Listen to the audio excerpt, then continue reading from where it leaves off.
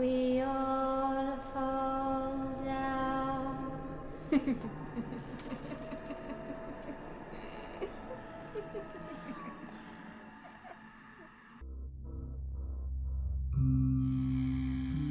Bon, allez-y, résumez-moi tout ce qui s'est passé depuis le début. N'oubliez aucun détail, je vais tout noter, d'accord? Vous pouvez commencer. Très bien, inspecteur. Alors voyons, par où commencer? Vous savez, quand nous sommes arrivés dans cette maison, officiellement c'était une maison ultra connectée. C'est justement pour ça qu'on l'a achetée. Moi et ma femme, on voulait vraiment connaître le monde du futur. Enfin, c'est pas vraiment du futur, mais on voulait savoir ce que ça faisait d'avoir une maison ultra connectée comme c'était écrit dans leur annonce. Pour nous, c'était incroyable. On se disait, waouh, super, plus besoin de faire de ménage, ou alors très très peu. La musique serait projetée toute seule en fonction de nos envies. Les lumières et le chauffage s'adapteraient en fonction des journées et des saisons. Enfin bref, on nous a vendu la lune, mais clairement. Et finalement, c'est pas le cas. Enfin si, c'était le cas, mais... Alors, c'était peut-être trop beau pour être vrai, malheureusement, des fois... Lorsqu'on voit un miracle et qu'on se dit « Waouh, c'est incroyable, mais ça peut vraiment tout faire !» Eh bien non, ça peut pas tout faire, malheureusement. Pourtant, l'agent immobilier ne cessait de nous vanter les mérites de cette maison. Il nous disait, vous verrez plus tard, ça sera magique. Oui, c'est un petit peu cher. Tu m'étonnes que c'était cher. J'ose même pas vous dire le prix de la maison, mais c'était vraiment, vraiment très cher. Et on a été tenté. Lorsqu'on est arrivé le premier jour, tous les systèmes, bon, ils étaient pas tous au point. Disons qu'on les allumait petit à petit car nous, on partait d'une maison ultra classique. Il n'y avait rien du tout. Même pas d'ampoule connectée. Alors on voulait vraiment faire ça étape par étape pour bien s'habituer à chaque appareil et voir si on le faisait bien, s'il n'y avait pas de bug. Enfin bref, on faisait les formalités. Surtout inspecteur que cette foutue agence immobilière, excusez-moi l'expression, mais ils ne nous ont même pas donné un mode d'emploi, rien du tout. Ils nous ont expliqué les bases de la maison, c'est vrai, mais quand est-ce qu'on achète un appareil électrique et qu'on ne vous donne pas le mode d'emploi? C'est stupide. Vous avez déjà acheté vous un grille-pain et qu'il n'y avait pas la notice? Bon, c'est vrai, on ne lit pas la notice, je suis d'accord. Mais quand vous achetez 150 grille-pains différents, non, ça veut rien dire, mais quand vous achetez plein d'électroménagers différents, voilà, mon exemple est meilleur. Est-ce qu'au bout d'un moment, quand il y en a un que vous ne connaissez absolument pas, vous n'allez pas au moins feuilleter rapidement la partie en français? Bah si, peut-être. Mais là, nous, on n'avait que dalle. Et on se retrouvait avec 1 milliard de choses qu'on ne connaissait pas et qu'on ne savait pas utiliser. Alors oui, bien sûr, l'agent immobilier nous a dit qu'on pouvait l'appeler s'il y avait un problème, qu'il nous expliquerait ça en détail, qu'il n'y avait pas de souci. Mais en fait, c'était des paroles en l'air.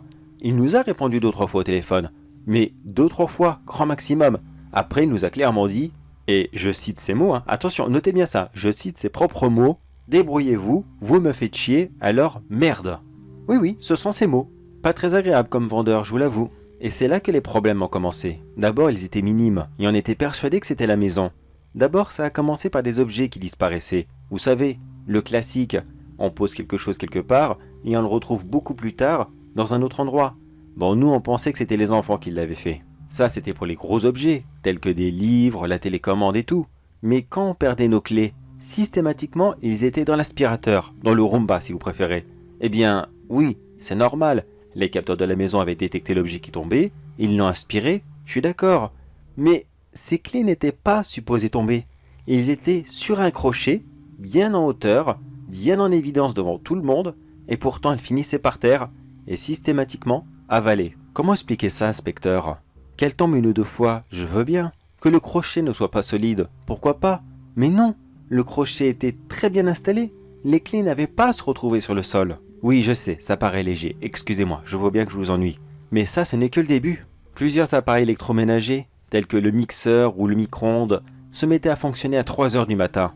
Oui, il y a un système de programmage. Ça pouvait être n'importe lequel d'entre nous qui s'était trompé dans la programmation des appareils et au lieu de les lancer pour 15 heures, il se lançait pour 3 heures. Ça arrive.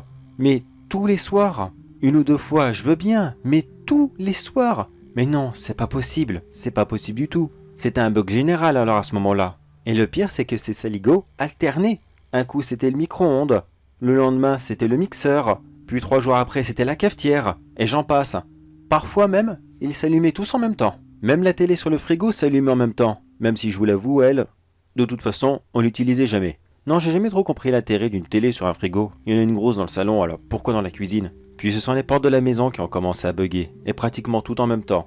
Parfois on voulait passer dans une pièce, la porte s'ouvrait, tout à fait normalement. Je vous explique, il y a un petit capteur justement dans le coin de la porte, et quand on passe non loin de celui-ci, elle s'ouvre. Bon, des fois elles peuvent s'ouvrir alors qu'on ne veut pas sortir, mais c'est pas grave, au pire on la ferme de par nous-mêmes et puis voilà. Mais elle ne cessait de le faire constamment, à n'importe quelle heure, et lorsqu'on s'approchait pour essayer de les refermer, eh bien elle se claquait un grand coup sec, et plusieurs fois on y a laissé les doigts. Non, je vous rassure inspecteur, on n'a jamais perdu de doigts, mais alors ça fait très mal. Regardez les bleus là, les traces là sur le bout des doigts, vous voyez? Ça c'est une porte, exactement, ça c'est la porte des toilettes. Je peux vous garantir que lorsque vous avez fini votre petite affaire, que vous pensez à une seule chose, c'est d'aller vous laver les mains, et que finalement votre main, elle est explosée par la porte, c'est vraiment vexant. Il n'y a pas que nos mains qui ont souffert. Plusieurs fois on se les est pris dans la figure. Ma femme s'est pris une porte dans le nez, et là actuellement, il est cassé. J'ai même pas pu l'emmener aux urgences directement. La porte d'entrée ne voulait même plus s'ouvrir. On était bloqués dans notre maison, et ça a duré 3 heures. 3 heures où je passais mon temps à appeler les pompiers pour leur expliquer que non, je ne pouvais pas sortir, et il fallait qu'ils viennent eux pour venir chercher ma femme. Mais quand je leur ai dit que c'était pour un nez cassé, bien sûr que non, ils voulaient pas se déplacer, et c'est normal. Mais elle saignait abondamment et je ne pouvais pas sortir. Finalement, j'ai un peu forcé la porte et on a enfin pu sortir. Oui, bien sûr, lorsqu'on était à l'hôpital, on a pensé à partir. Mais étonnamment, quand on est rentré chez nous, les portes se sont pas mal ralenties. Comme si elles se disaient « Attends, là on leur a fait beaucoup de mal, on va peut-être arrêter là parce que sinon, ils vont réellement partir et on ne pourra plus s'amuser avec eux. » De quoi? Vos portes se sont dit ça? Vous exagérez un petit peu là, non? Oui, peut-être un peu, mais ce n'est qu'un exemple, inspecteur, un simple exemple. Mais surtout, n'oubliez pas que tous les autres appareils, que ce soit ceux qui s'allumaient en pleine nuit ou les objets qui disparaissaient, ça aussi, ça continuait pendant le moment des portes. Puis, ça a encore monté un cran au-dessus. Ce sont les ampoules qui ont commencé à bugger. Parfois, elles s'allumaient, et parfois non. Des fois, on était dans la cave, on cherchait quelque chose de bien précis, et finalement, on se retrouvait dans le noir. Bah encore ça allait. Avec nos téléphones, maintenant, c'est pas très difficile. On le prend, la lampe torche, et puis c'est bon. Non, ça les lumières à la limite c'était plus embêtant que vraiment dangereux. Surtout quand vous vous levez en pleine nuit pour aller pisser et que finalement, la lumière ne fonctionne plus. Je vous raconte pas les dégâts dans les toilettes le lendemain matin. Puis après inspecteur, le pire est arrivé. Le pire du pire qu'on ne pouvait imaginer. Les bruits.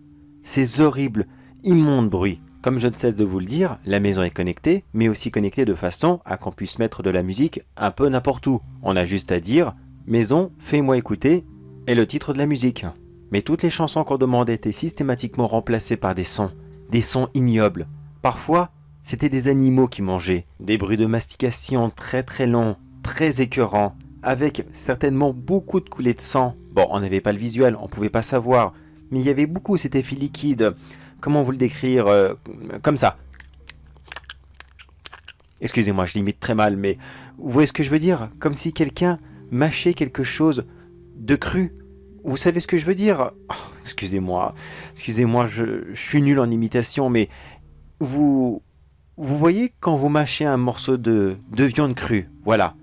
Vous voyez comment c'est dur, c'est embêtant, faut le mâcher pendant des heures comme un chewing-gum.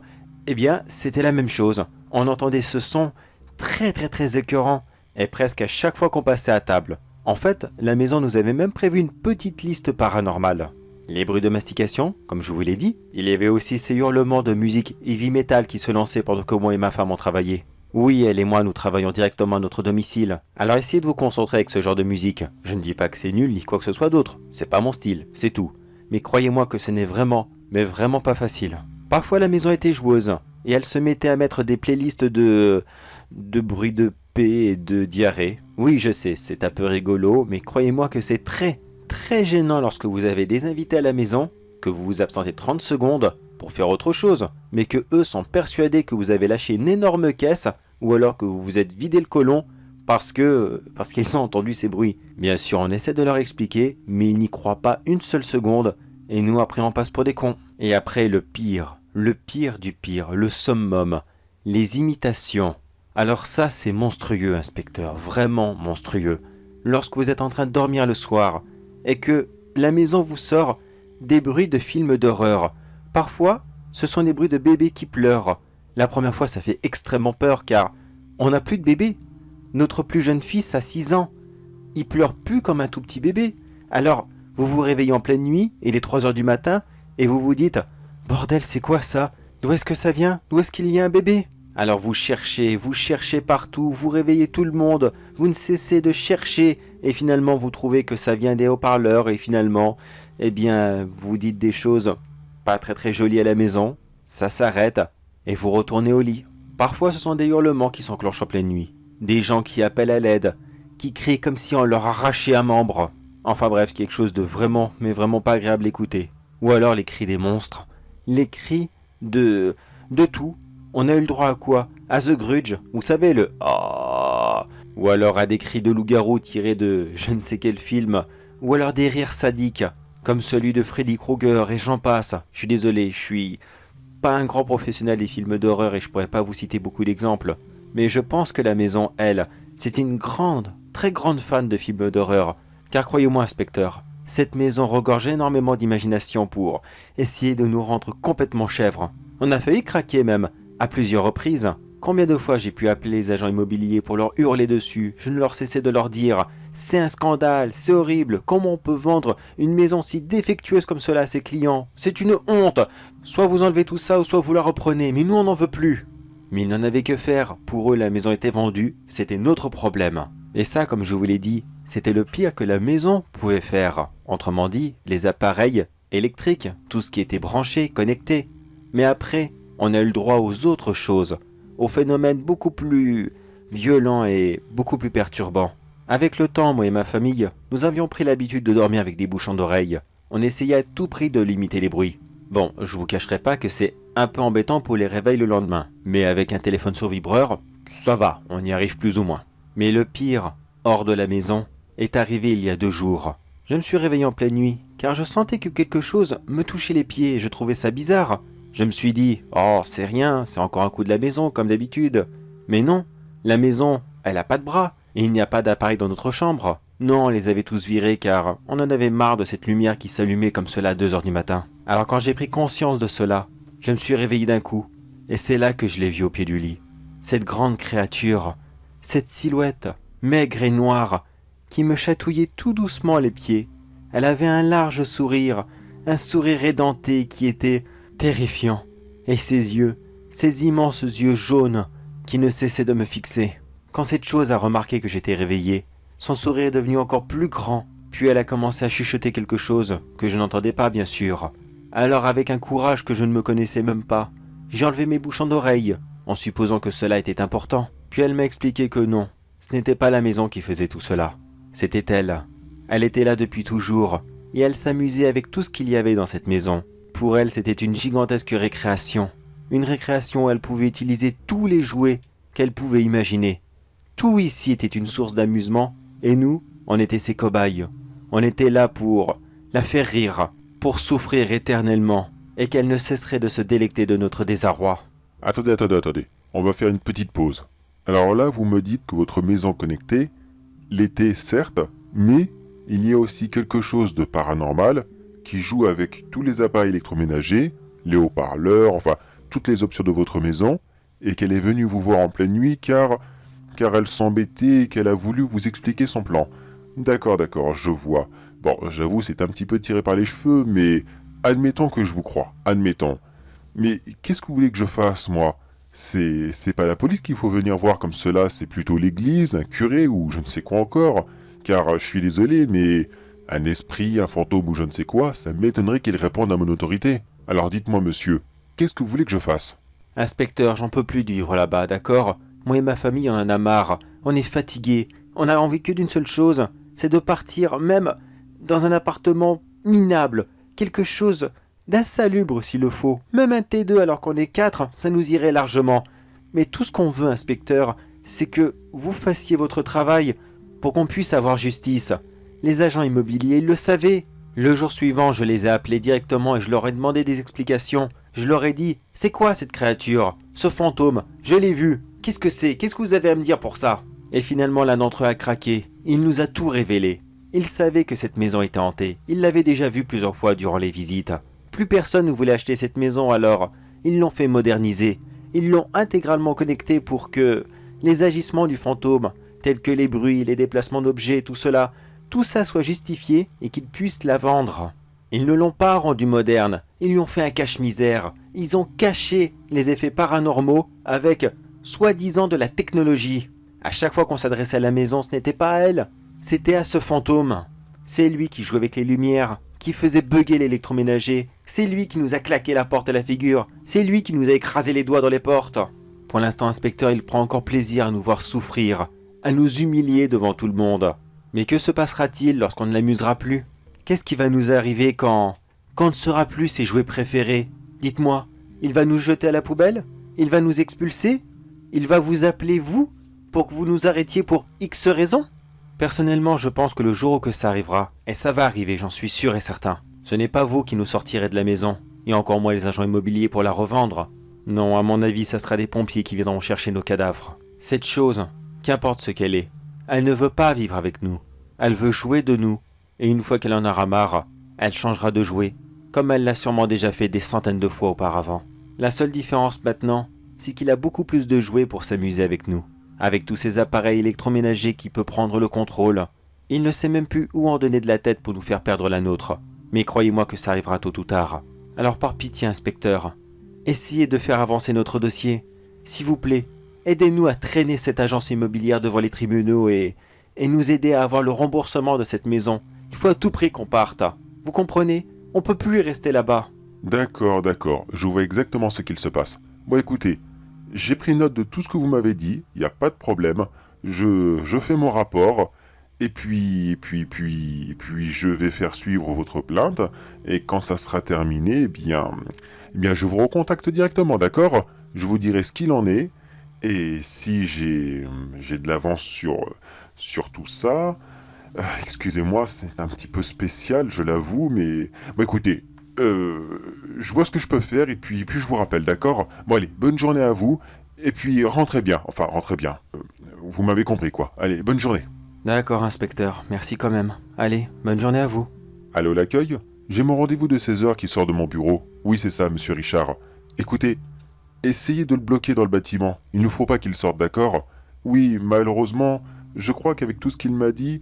Le pauvre monsieur Richard n'est peut-être plus en état de repartir dans la société. Vous voyez ce que je veux dire? Essayez de le retenir le temps que l'hôpital psychiatrique vienne le chercher. Visiblement, le pauvre homme a besoin d'un gros traitement et on ne peut pas le laisser repartir comme ça. Je vous remercie. Je vous rejoins dans quelques minutes. Juste le temps de commencer à remplir la paperasse pour le faire interner.